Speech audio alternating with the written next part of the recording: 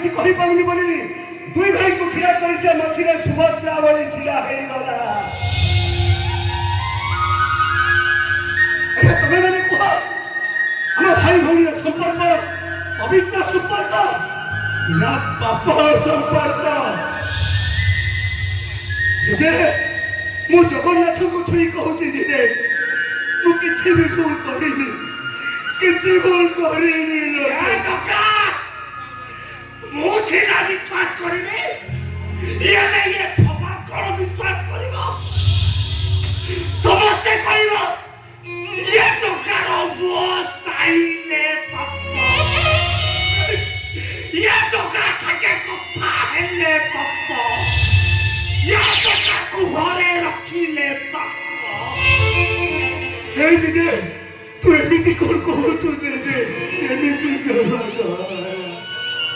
ଗପ କହୁଛି ଗପ।